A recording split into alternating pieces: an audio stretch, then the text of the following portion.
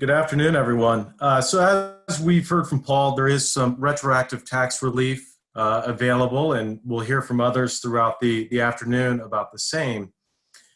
And as we think about this, the idea of amending a return first comes to mind. Andy will talk later about other options. But one of the first items we have to address is specific with partnerships and whether we are actually able to amend.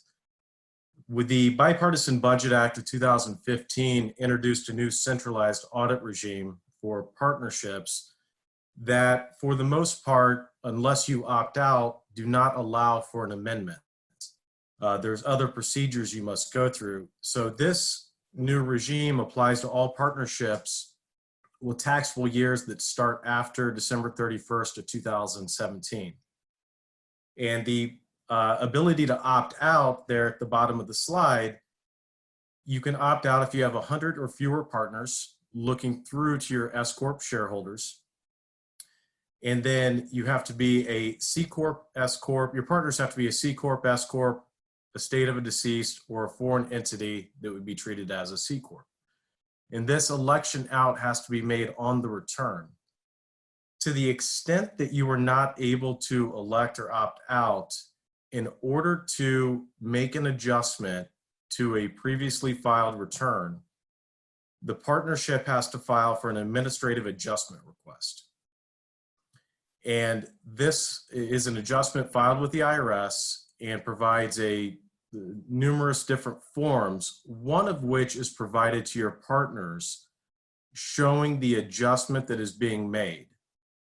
The issue that comes into play is that form that you provide to your partner, so in the case of a change in your prior depreciation, would be a benefit to your partners. They would receive that form in 2020, and that would be considered a 2020 tax document. The IRS recognized that that is not beneficial in order to get money back in taxpayers' pockets. If that is a 2020 tax document, presumably you would not see a benefit until 2021 when you file the return. And so they came out with relief last week. And if we go to the next slide, please.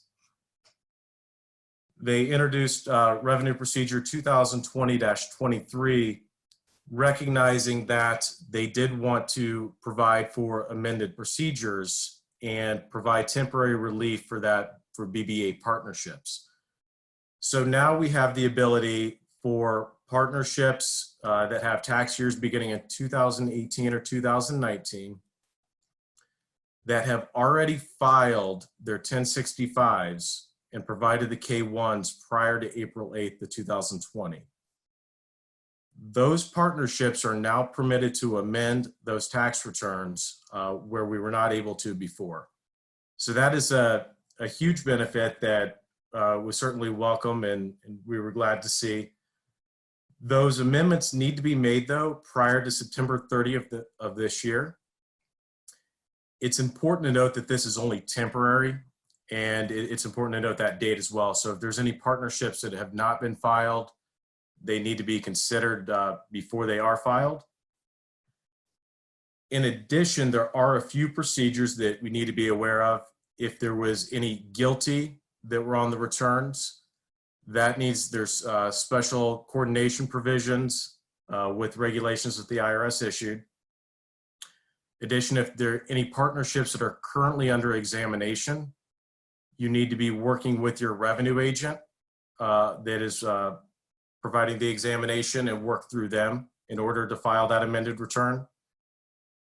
And it's important to note that this does not prevent a taxpayer from actually going through the AAR procedures, or the Administrative Adjustment Request procedures, that was otherwise allowed under the BBA.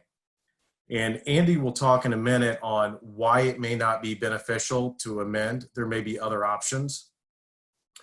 Some of those you need to look at your partners in each year, what the benefit is, and what frankly, the pain would be to amend and have all your partners amend.